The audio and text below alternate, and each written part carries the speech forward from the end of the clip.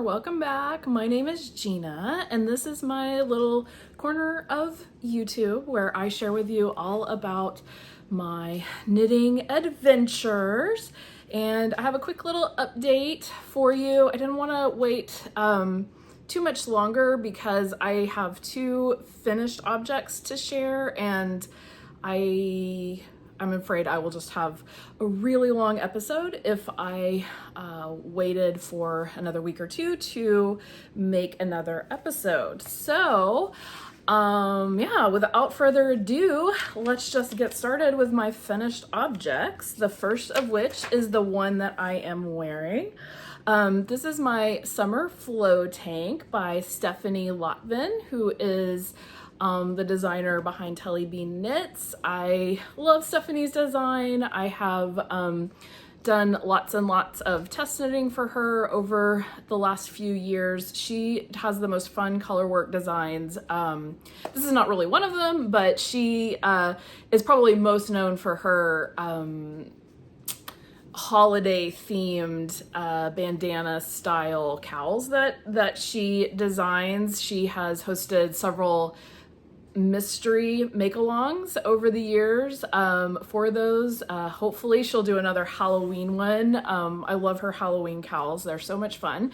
So I'm definitely hoping to see another one of those from her coming up in a couple of months. But this one, like I said, not a color work piece, but this is the Summer Flow Tank.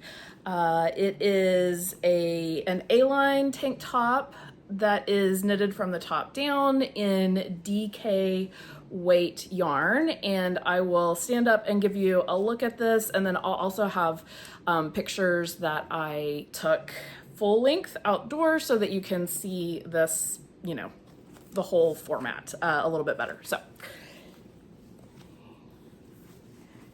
there's a twisted rib panel, so don't know if you can really tell.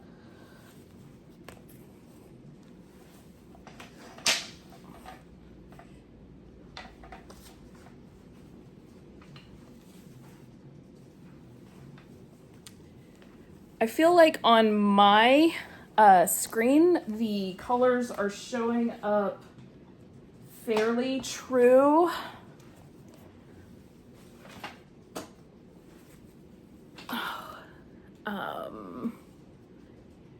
Yeah, maybe things are looking a tiny bit darker than they are in real life. This purple stripe is called Grape, and it is definitely the typical lighter purple. That's the one that I feel like is not showing up the best.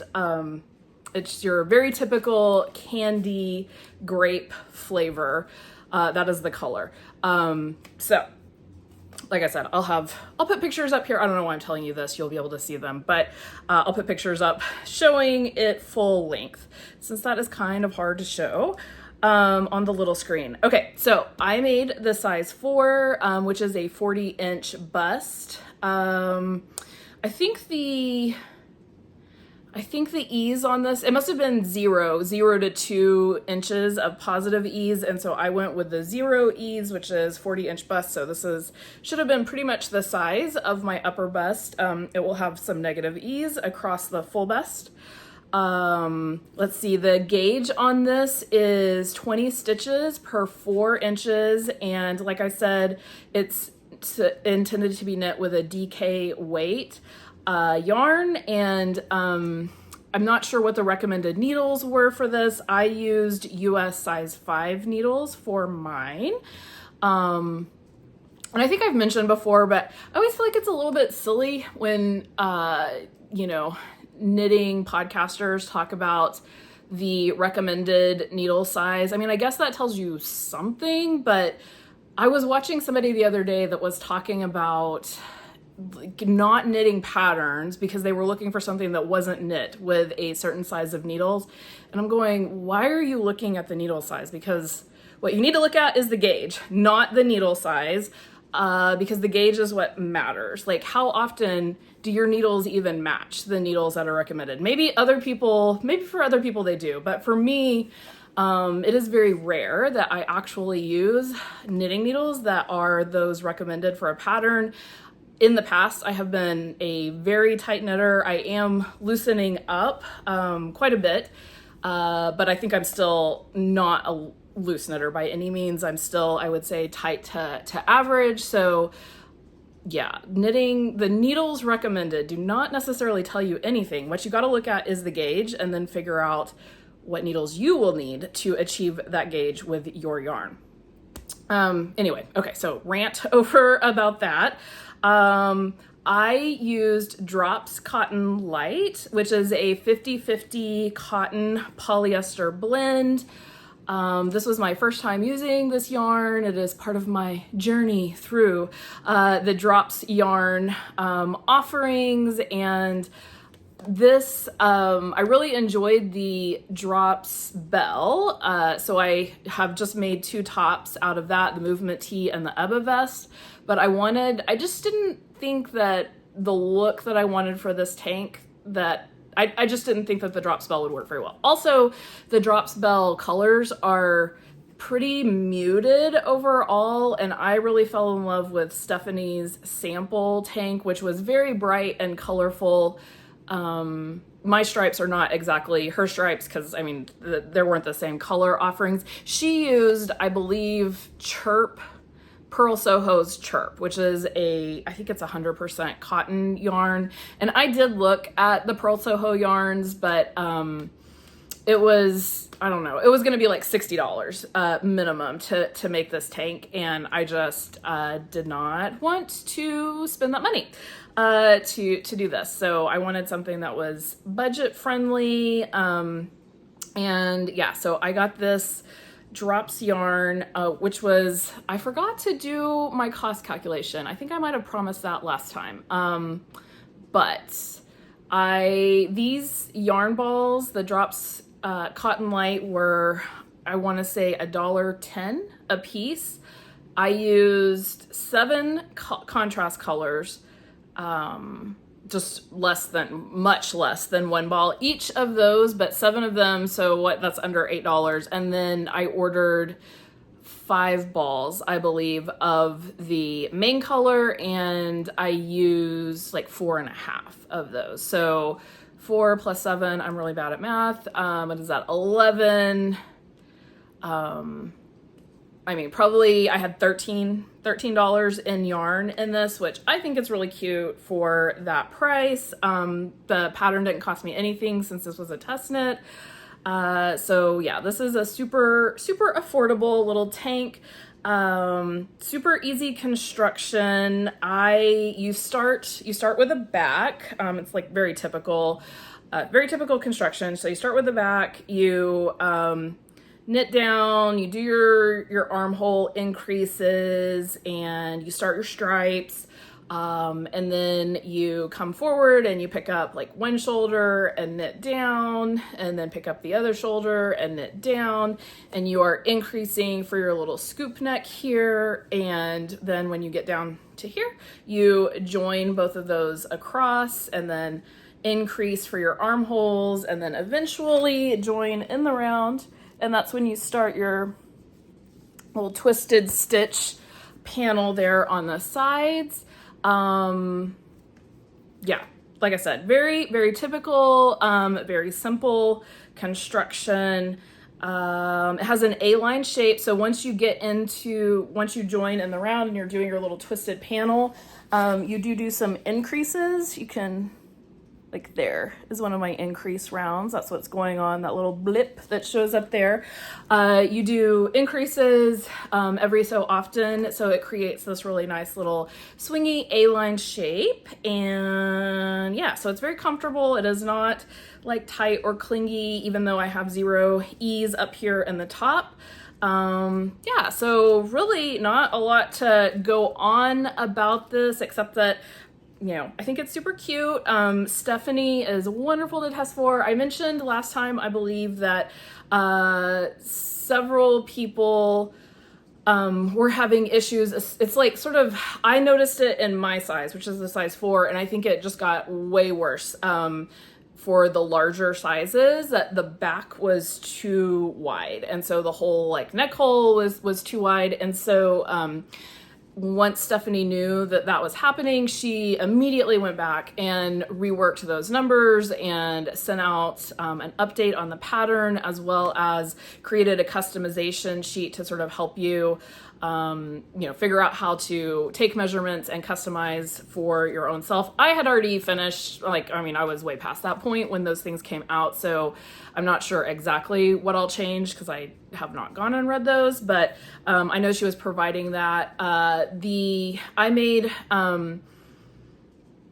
one intentional modification, which was to knit 4 extra rows, so like a main color and a stripe, extra on each of my fronts and on my back to just increase my depth a little bit and my yoke depth. And Stephanie actually tells you in the pattern, like, hey, if you're gonna need to add extra depth, here's the place to do it before you start making your increases, because it's better to go ahead and do that up here than to do it after you've already started your increases, which honestly, often I do put my depth all the way down here when I am increasing the depth, because I'm not good about doing measurements and mathing and figuring out, am I going to be too short or not? I just sort of put it on and go by feel, like, is this too deep or not deep enough? And so, yeah, I often add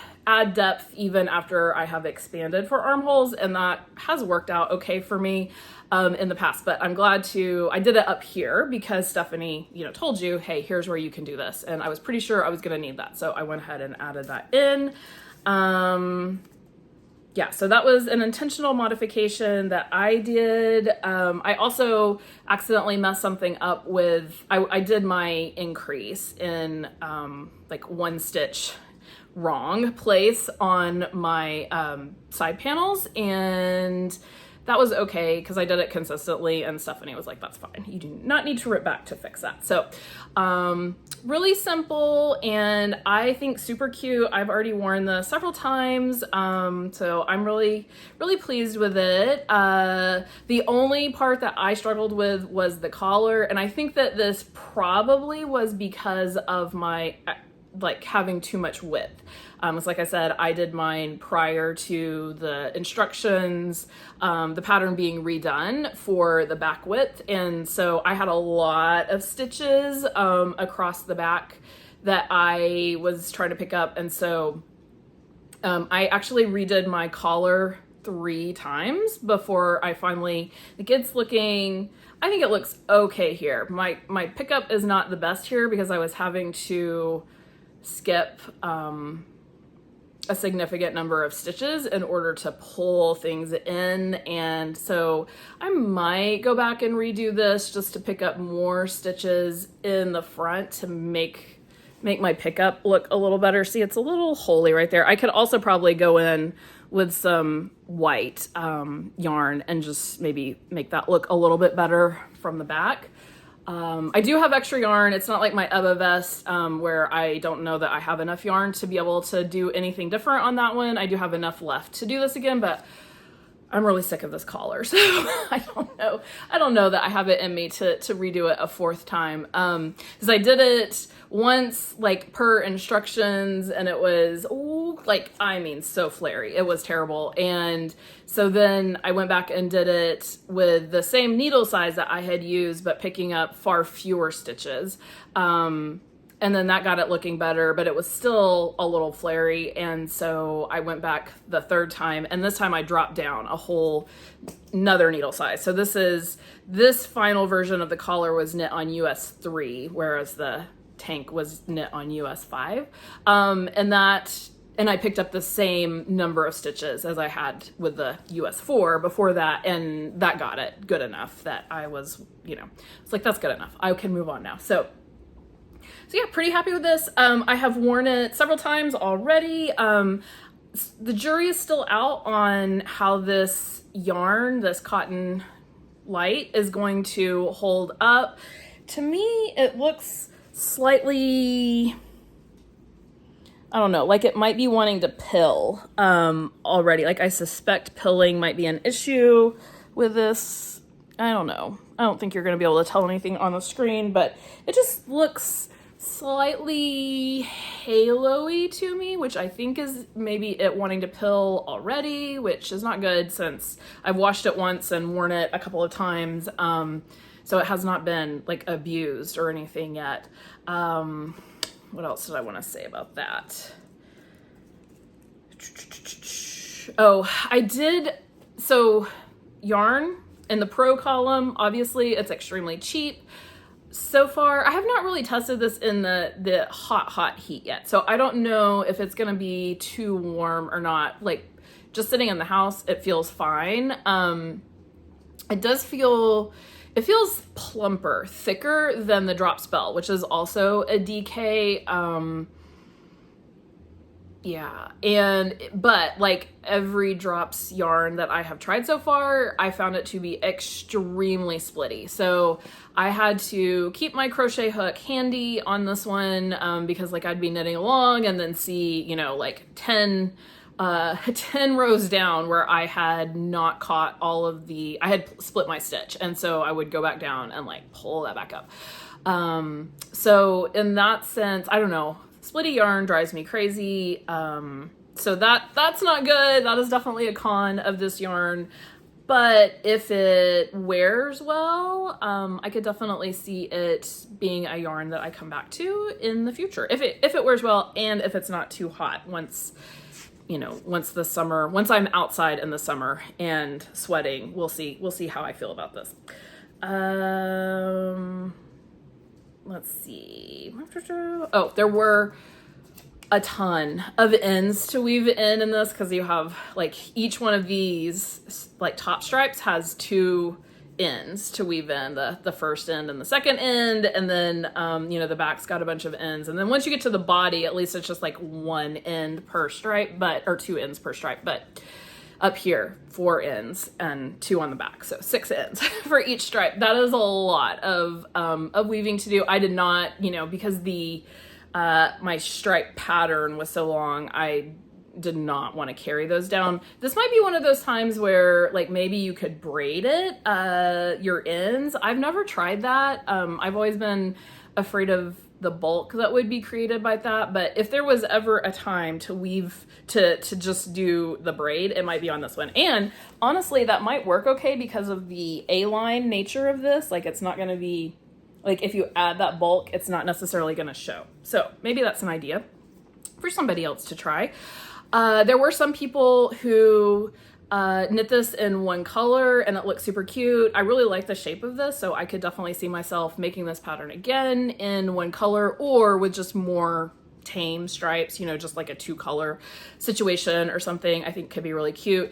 Some people were doing variegated yarn and the variegation looked really cute in the twisted stitch. Like in the solid, I think you can kind of miss the twisted stitch, but in the variegated yarn looks really cute. So highly recommend this pattern. I think it will come out sometime in late July. So be watching for that. Next up, I have another finished object, which is my everyday attitude. So I will snap my fingers and reappear in that top. Okay, so here is the everyday attitude, and I'll just stand up first to show you and then talk about it.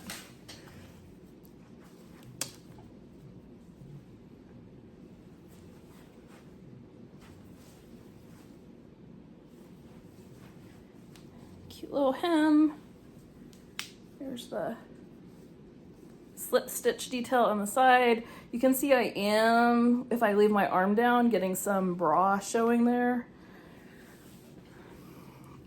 Okay, so, and I will, of course, cut in some pictures up here of like the full thing so you can see what it looks like when I'm not super close to the camera.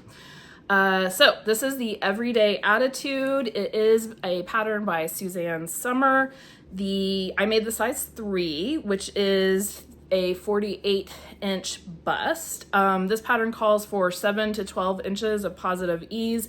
So the 48 inches, I haven't measured mine to see if I was you know, 100% on target as far as size. But if I was, that should have been 8 inches of positive ease over my upper bust, and then just a little bit of positive ease over my full bust. The gauge on this one is 20 stitches over 4 inches in garter stitch, which I always find so hard to count, to figure out. Yeah, and I think I forgot to look at this beforehand. I don't remember if this pattern calls for fingering or sport weight. I use Berroco Remix Light, which is a sport weight. But I would say size-wise, it really looks like more of a fingering weight to me. So not sure. Like I said, sorry, I don't know what the pattern actually calls for. I think I was not the only person who used the Berroco Remix Light for this top though. And I think that it works just fine as it is. So yeah, I'm happy with that choice. Now I will say, so this is back on my needle rant from earlier. The needles recommended in this pattern are a US 2.5. I used US 5s to get this this fabric, which I'm happy with. Like, it has good drape. It's not transparent. I feel like this is a nice gauge. And I think it's pretty, I mean, I did gauge swatch, and I had to do several gauges because I started with like US 3s. Because my typical thing is I start with a slightly larger needle size than a designer calls for, because like I said, I usually am on the tight end. And so I started with the size 3 and I was getting way too tight of a gauge. And then I went up to a size 4 and that was still too tight. And I'm not sure I actually gauge swatched again. I may have just started in with my 5s and said like, if it doesn't work, you know, I can rip it back. But yeah, I think I came out with a good fabric for this top. So yeah, that is my rant. Again, like if I just looked at that, I was like, oh, you need 2.5, you know, size 2.5 needles. I don't want to do that. That would have been ridiculous, right? Because I needed a much larger needle size to achieve the desired fabric. So this is like the top of this is a very interesting construction. It was the only time I've ever seen anything worked like this. You cast on some stitches in the back and then you place some markers and you do increases in several places across your stitches. And that is how you create the really cute chevron situation here, which is like the whole feature, the main feature of this pattern is those really cute sleeve caps. Yeah, so you don't have to pick up, if you don't like picking up stitches, this is a great one for you because you don't have to pick up any stitches, except I guess for your like neck and sleeves and stuff. But yeah, you don't have to pick up stitches in the front. You do all of this through increases and then put your front sleeve stitches on hold. I don't know why I'm pointing down here because I think it's more like straight across at that point, but you put these on hold once you have gotten all of the increases done and knit the back down, and then you come forward and pick up like one set of these and knit until you get to the bottom of the scoop neck, and then put your other stitches back on and knit those, and then just like the tank, right, you join your fronts and knit those down. And I forgot to make note of exactly what I did, but I am pretty sure I added at least a couple of the stripe sequence repeats to increase my yoke depth again. Because like I have said before, that is a very typical problem that I have of the yoke depths not being quite large enough for me. So pretty sure I increased that, and then you join in the round and you create this really cute little slip stitch detail going down the side. I will say the top of this is a lot more fun to knit than once it gets joined, because this is garter stitch. And so up here, everything is just knit stitch, because, you know, garter stitch in the flat is just knit on every side. And then once you are joined in the round, you do, every other round is a long purling round, which is, you know, not my favorite. I think for most of us, especially those of us who knit English style, that purling is not our favorite, but I'm not one of those people who will like never knit anything that has to be purled. So it was fine. This was my only like mindless in the round knit that I had going on for a while. So that was sort of what I was using it for. And I definitely did not work on this for long periods of time. It was just sort of like a couple of rows here and there. So yeah, for like a few weeks I was just knitting down, and then finally over the weekend I got to change to knit this little folded hem, and I love a folded hem. I feel like I just really like the weight that they add to a garment. Yeah, so I think the folded hem works really nicely here. And then the sleeves and collar are really easy. You just pick up stitches and it's a little rolled collar. I think when I was looking at the pictures, I assumed those were I-cord, but they're not. So they're way easier. Rolled hem, super, super simple. Yeah, so this was an interesting little pattern. I can't see myself making it again because I don't really enjoy working garter stitch all that much, and I don't necessarily like the way garter stitch looks in garments. Like, there are a few things that I do like that use garter stitch, but in this one I think it works because of the stripe. So like, I don't think that you can necessarily, I don't think your eye can really figure out that this is garter stitch when you're just looking at this from afar. You just see the striping. So yeah, like I said, probably will never make this again, but it was very interesting to work these, and I think the top is super cute and I will definitely enjoy wearing it.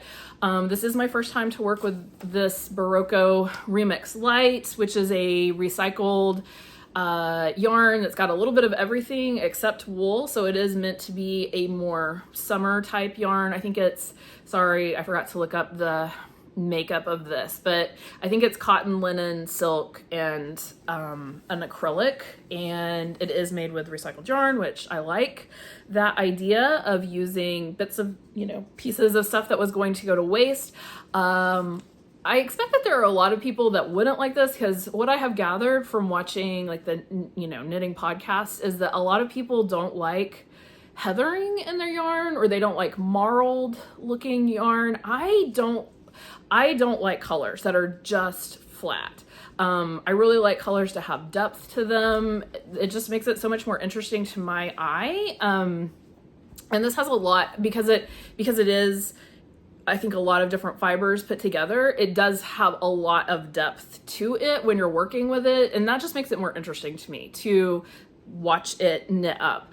I don't know that you'll be able to see any of it, but it will have, like, this is, you know, a light pink, but there are some like occasional dark flecks, like really bright pink pops in there, and I really like that. And then the black is definitely reads as black, but it's got some light flecks in it as well. So it has more depth and is not just a deep, dark, flat black. So I enjoyed the yarn. Would definitely use it again. I think I would be thoughtful about what applications I would use it in, because it does have a very nubby texture to it. Because again, it's like all of these yarns, different fibers spun together. And so I wouldn't necessarily, you know, if I want something that looks really smooth, I would not want to use this yarn in it. But yeah, I really liked it for this. And what else was I going to say about that yarn? Oh, I noticed when I was first looking at maybe using this, I looked at the comments on Ravelry on the yarn, and there were people complaining about it, saying that it broke really easily, that it was like super fragile. I did not find that to be the case. I was hyper concerned about that, because because I tend to be a tight knitter and I like yank my yarn. I was concerned that I would be breaking it. I never broke it. I mean, I think I did break one, but it was like my yarn ball fell out and got trapped, and so it snapped, you know, when I picked up my project or something. But never when I was knitting with it did I break anything. So it is nothing like working with an unspun at all, which I feel like was like a comparison that some people made to it. So I did not have that issue. And I will say, like, I don't like garter. I don't like the way garter looks in a lot of garment applications, but I do love the squishiness of it. So it is fun to just kind of squish at it. Okay, so next up I'm not going to show you all of my works in progress because really I have not gotten very much done on any of those that you have seen before. I mean, I knit a little bit on my, what was that one called? The Stars Hollow pullover, but I don't think you would be able to tell because I'm working on arm and, you know, not much has happened there. But this is the one that I have been working on the last couple of days. See if I can, it has to go back. There, that's better. Oh, I love it. So this is my, how did I have that before?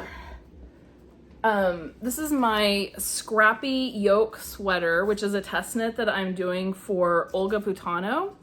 I am making the size 4, which is a 44-inch bust in that one. The pattern calls for fingering weight, and I am using Knit Picks Hawthorne, which I love Hawthorne. I think it's so pretty. I love especially the kettle dyes, but I also like the hand paints and the tonals that they have.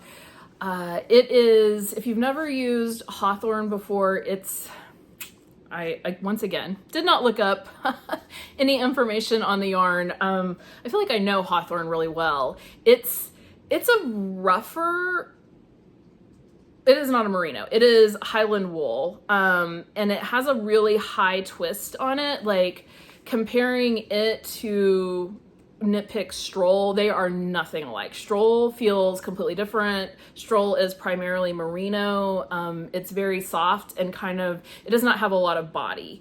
Super drapey. Hawthorne is full of body. It, like I said, it has this twist. It has like the plies in it are really big and fluffy. It does have acrylic, so it is a sock yarn, and I have used it for socks before, and I have socks that are going on a decade old made out of Hawthorne, and they are doing great. And it's much, I find it to be much plumper, much thicker than Stroll. So I have made socks out of Hawthorne before and like them. They're a little bit, I actually don't like my socks to be that thick. So it's getting, I would say it's getting towards sport weight. I think they actually, did they come out with Hawthorne Sport, or maybe it was Hawthorne DK. I think it's DK. Yeah, it's a little bit thicker, and so I prefer my socks to be a little bit thinner than that. So I don't use it a ton for socks. What I like to use it for is garment knitting. I think it makes really great color work sweaters. I have made a number over the years out of yarn that I acquired during Knit Picks' big sale. Usually they'll have some colors of Hawthorne that maybe they're not like their best sellers or something, and they will go on super discount, like $5, basically a skein. In the past, I think Hawthorne regularly priced was like $12 or $13. I believe now, with the astronomically jumping prices on Knit Picks, that Hawthorne is like up to $17 or something, which is just nuts. I'm not sure if it really needs to be that high or if they're just trying to make a lot of money, but yeah, you can still get it, like if you watch at their sale times, their summer sale, which they do, you know, right now, and the big sale, which is like their November Black Friday sale. It starts before Black Friday, so don't wait till Black Friday to look. You want to be following Knit Picks at the very beginning of November in order to catch all of their big sale stuff. But yeah, I like to snap up sweaters quantities of Hawthorne and just have it on hand, and then when I come across a color work sweater that I want to make, I can use that Hawthorne for the body and come up with a really economical sweater. So I have, you know, several sweaters that I've made that I probably only paid like $30 or something for the yarn, and they have held up really well in my opinion. Speaking of which, I was thinking about, would it be of interest to anybody for me to show like older, like to compare how older sweaters that I have made like have held up over the years, so you could kind of see like how does Wool of the Andes wear, how does Hawthorne wear. I primarily work in Knit Picks, so that would be, you know, what I would be showing, would be kind of comparing different Knit Picks yarns and how they hold up over time. If that's something you would be interested in, let me know. Right now I'm working on laundering still, even though it's June, working on laundering all of my sweaters so I can get those like put away for the next couple of months. Even if they don't get put away, I figure it's good practice, right, to launder them for those that have been worn. I do have a few that I'm like, I need to pull out the ones that I'm sure that I never wore, and then maybe consider either rehoming or unwinding those and reclaiming the yarn. So maybe I'll do that in another video if people are interested in seeing what sweaters I have not worn and why. So let me know if you're interested in either of those ideas as I am going through my closet and trying to clean things up. Okay, so what was I saying? So this is this one has stolen all of my attention. I mean, I don't have anything else pressing that I need to be working on right now, but since I finished this up, I've started on this and I am loving it. And I do need to be working on it because this test knit is due towards the end of August. So I do need to get on the ball, get going on that. I don't think that will take me, I mean, I don't think I'm going to have a problem getting it finished. I really enjoy working color work. So, I find it very potato chippy, and so I usually don't have a problem keeping going on colorwork projects once I get started. And I don't really have a full plan for this, like in terms of what I'm going to be doing with the colors, but I just picked out 6 or 7 colors and all in Hawthorne, and am just sort of, as the spirit moves me, as I'm working through there, choosing colors and going with it. So it may end up looking like a terrible mishmash, but I really like it so far. It makes me happy to look at it. It is so joyful, so bright. I know bright is not for everybody, but as my channel name might suggest, I love color. I like knitting in color. Let's see. This test is being run on Google Docs, which I have to say, you know, I have said in the past to myself, not to anybody else, but like I don't really care like how somebody does their test, whether they do them on Ravelry or whether they do them on Instagram chats, like however.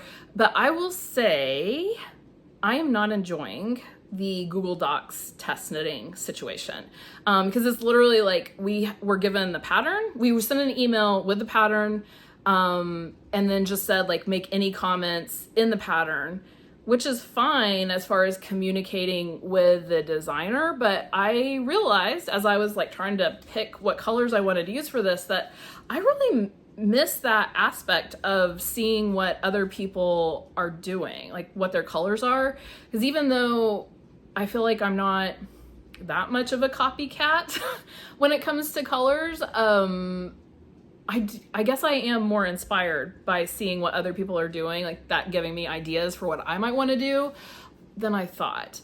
Because yeah, I'm not very chatty, and when there's like an Instagram or a Ravelry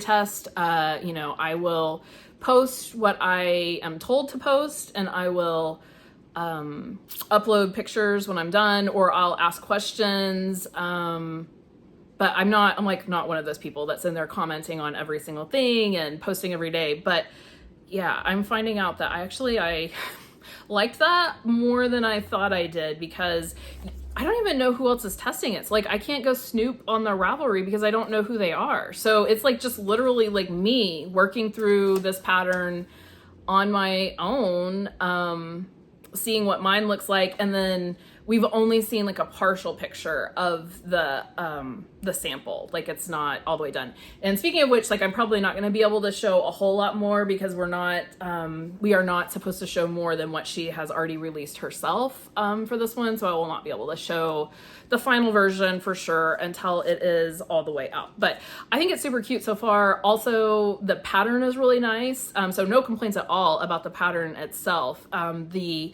color work is super easy. It would be, at this point, I think an excellent first color work project because you don't have to do any long float carrying. So, yeah, so that has stolen my attention and I will probably go get back to work on that as soon as I finish this video. Let's see, other news, the Anna Cortez pullover, I'll pop a picture up here of that, by Michelle of Mishi Fraz Knits.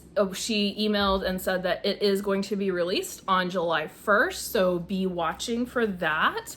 Actually, by the time I post this, it probably will have July 1st will already have happened, so be on the watch for that. I don't know if she does introductory discounts, but, you know, watch for it, see if you can grab it. It's a great pattern. I highly recommend it.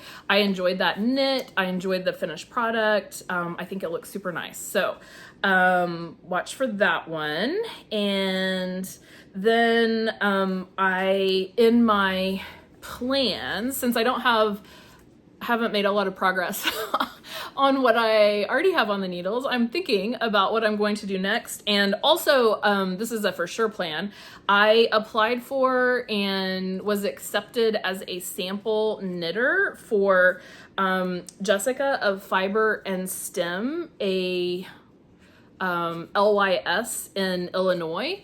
And I have yarn on the way for my first sample knit that I'm going to do for her. So I will be making a Zephyr Tee, which is I think a really new pattern released by Samantha Guerin. That will be my first Samantha Guerin pattern. I'm excited about that. I always like trying out new designers, and she's a fairly well-known designer that I have never tried. So yeah, I'll be making that for Jessica, and I'm going to be using really gorgeous yarn, Leading Men Diva is it Heliotrope? I don't know how to say words. Heliotrope, that sounds better. It's this bright purple. I'll see, hopefully I'll throw a picture up there. As somebody who loves color, I'm very excited about working with this yarn. Yeah, that's exciting. I sample knit 2 years ago now, I guess, for an indie dyer, and really enjoyed that process. It's nice to be able, I like to knit garments, but there's only so many garments that I can wear, and I know I could make garments for people in my life, but if they don't want those, I don't want to be making them for them. And also I want to use nice yarn, and giving a wool garment to somebody who doesn't want it, that's a recipe for disaster, right? Because they have to be willing to take care of it in the way that it needs to be taken care of. So all that to say, I think sample knitting is great because it gives me the opportunity to play with nice yarn that I would not be able to afford otherwise, and make a garment that somebody actually wants. So try out a new designer, try out new yarn, and then I am choosing to be compensated in yarn rather than, be paid by the yard or whatever. I would rather just get access to yarn that, again, I would not otherwise be able to afford. So I'm really excited about that, and we agreed on the end of August for that one. But I'm hoping that I can get it done sooner than that. So that one is coming up. And let's see. Oh, speaking of my sample knitting before. This is not a sample knit, but this is my my Stego sweater by Mary Hunt.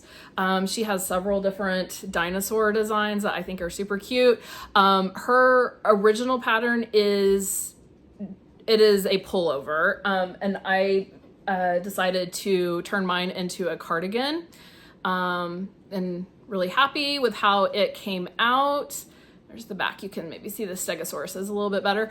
This is made with yarn from Horizon Fibers, who I did the sample knitting for. So this was like the yarn that I chose as payment for that. So that was nice. This is super soft merino. And I have this out because I need to make myself do something. So this is just, I did a double knit button band for my button band here, and then I needle felted the steek, because I knit this in the round and then steeked it, and I needle felted the steek. And the needle felting, I would not recommend it on this particular yarn. This yarn was really soft and fragile, and needle felting works best on 100% untreated wool. This wool is merino and it's superwash, so it had been treated, so it didn't really, you can still felt, even though people might tell you can't felt in the washing machine superwash, which is probably true. You can needle felt it, and I have done that successfully, but this yarn was just so fragile that it started falling apart. And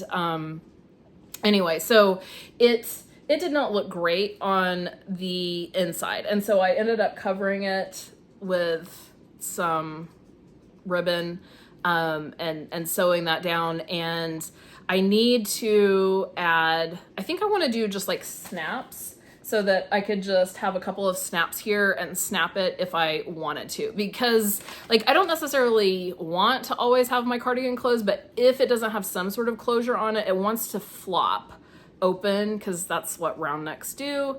And then my not so great inside lining pops out, and I don't love that. So I need to work on a solution. So I'm hoping maybe if I have this sitting out, I will actually remember to get that done. So that's on my summer to-do list. And then I just thought I would show you a couple of yarns that I got from Knit Picks big sale. One of them, because I'm super excited. I think last time I had told y'all that I was really excited about this provincial tweed in the colorway Candy Apple. I have loved this color. I think that it's been one of the colors since they first came out with provincial tweed, and I just think it's so pretty. I have wanted a fall cardigan made out of this for a long time. So very happy to get my hands on a sweater's quantity of this at, I think it was $4 is what I paid for this per skein. Yeah, provincial tweed is so soft. I have a couple of sweaters quantities of it that I bought from the big sale over the years, and I finally actually made something with one of those last year. I made my, oh goodness, I can't remember what the name of it is right now, but by Wool and Pine, my stowaway pullover, stowaway sweater, the cute sweater with the colorwork pocket, kangaroo pocket on the front. And I really enjoyed the provincial tweed in that. It is so soft. I was not sure how much wear I was going to get out of that stowaway sweater when I first made it, but it ended up being one of my most worn sweaters of the year, because it was just perfect for putting on the weekend. Super comfy, and the pocket is handy. So yeah, super excited about this, and just wanted to show that really pretty color. Provincial tweed, if you are not familiar with it, is 80% fine Highland wool and 20% Donegal tweed. It is superwash. It's listed as a worsted, but I and a lot of people who have worked with it say that it knits up more like a DK weight. So the stowaway sweater called for DK, and I use this in that, no problem at all. So very happy about that. And then the other yarn that I wanted to share with you is this one. This is a newer Knit Picks yarn called Altiplano, or Altiplano, not sure. Are we supposed to be pronouncing that as a Spanish word? I'm not sure what it means, but this is the bear color. So this is undyed, and it is a worsted weight yarn that is 65% wool and 35% alpaca. On the Knit Picks lovers board, I and a lot of other people were wondering, like, what does this one feel like? How does it knit up? Because there's not a lot of information. Like, there's not a lot of people that have used it on Ravelry that have shared projects. And it seemed like the reviews on Knit Picks' website were all over the place. Some people absolutely love this yarn, and then some people were like, this is garbage. So its big thing is that it is woolen spun rather than the typical worsted spun, which, as I understand it, means that the fibers are just sort of going every which way rather than being combed in one direction. Spinners, please correct me if that is wrong. I am not a spinner. I would love to be, but have not yet arrived in that. So it says that, like, it's like extra lofty, and like I think woolen spun is supposed to be warmer because it's loftier and the hairs like catch the air in between, and then like it should be soft because of the alpaca, you would think. But I was really curious to see what this was like. I didn't really have expectations because, like I said, the reviews were all over the place. So I ordered this mostly out of curiosity. I did order a sweater's quantity of it, and just was like, I'm going to have an open mind and not have expectations. So this is not a soft yarn. Like, it almost feels crunchy. Like, I would describe it as very rustic feeling. To me, it is just feeling this, like, yeah, I don't know. Like, I would have to see how it actually feels, but I can't imagine wanting this next to my skin. There were people who were very happy with hats that they had made out of this. I don't know that I could have a hat made out of this. My forehead is actually, I don't know if it's like this for other people, but my forehead is pretty sensitive. So I don't know. Yeah, I don't see myself making a pullover out of this that I need to wear next to skin. Like, it probably is, I'm gonna have to wear something under it, but it feels very structured, which is not what I expected for, you know, a woolen spun yarn. Maybe that's wrong. Maybe that's a misperception on my part, but I expected it to be more airy and drapey, and I mean, look at that. It's just sitting there, as opposed to the drapiness of the provincial tweed. I mean, like, see how floppy they are. So maybe it is airy. Like, it feels very puffy, but it's very rustic. I mean, it's not horrible, but then I think I have a fairly high tolerance, as most of us who have worked with yarn have, for the rustic nature. I don't know. So I'm not mad about this Altiplano, but I could see where a lot of people would be disappointed if they got this thinking 30% alpaca, it's going to be super soft. If that's what you're wanting, is soft and drapey, like we think of alpaca as being, like, I don't think this is going to be for you. So yeah, I don't know what I'm going to do with that yet. Like I said, I'm envisioning some sort of pullover, although it says it's not very good for, because it says that once you wet block it, it will have a fuzzy halo from the alpaca. And so because of that, like, they recommend more like color work or not highly textured pullovers, which I was thinking, oh, if I get the bear, like I can do something textured because then it will show.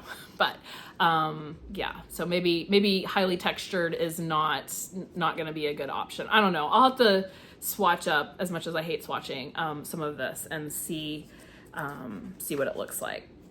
I think that is about all I have. Thank you so much for watching. Also, thank you so much for those of you who commented on my last video and sent me good vibes and well wishes for my son. He did have his surgery and he is recovering. I think we're on day 3 recovery, so this day should be better. Hopefully last night was my last night of getting up at 4 o'clock in the morning to give him medication. I'm hoping that he'll be able to just make it through with like a midnight dosage of 1 med this time. But so far he has had 1 post-op appointment and they said everything was looking good. I think it'll be a while before we can tell, you know, whether the surgery has had the intended impact on his eye condition.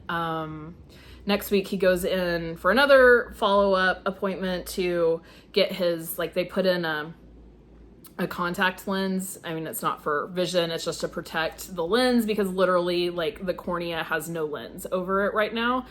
And so he'll get that removed and they'll do another like check to make sure everything looks like it's healing up. But he had kind of a hard time with the procedure because they like they give him like it's conscious, like you're awake the whole time, but they give you a Valium to make you care less about what is happening, and then they do numbing drops. Put numbing drops in the eye and then like hold your eye open and literally like take a little scraper and scrape all of the lens off.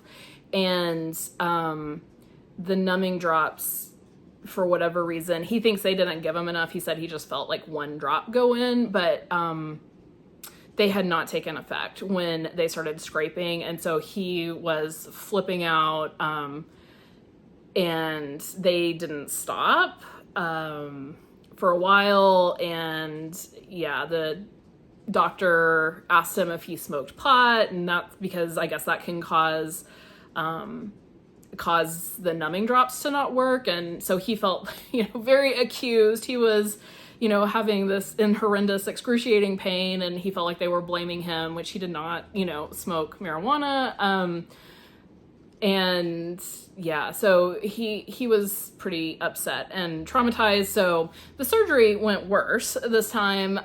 The healing has been better just because we were aware that we would need to really be vigilant and stay on top of the pain control this time. So hopefully this works and he never has to do it again, and that traumatic experience will be in the past. But yeah, so yeah, thank you so much. I appreciate the well wishes for that. It's just hard for a parent to see their child be in pain and not to be able to do much about that. And yeah, anyway, so I appreciate that. Thank you so much for watching. If you haven't already subscribed, I would love it if you would subscribe. And I guess I'm supposed to say like this video so that the algorithm will know to show it to other people. So thank you if you do any of that. I love your comments. Let me know what you think. Let me know if you're interested in any of those like video ideas. Just while I'm like I said, going through my closet, cleaning things up anyway, is that something that would be interesting to see how things have worn or what I am thinking about frogging or giving away? Yeah, so thanks, bye, see you later.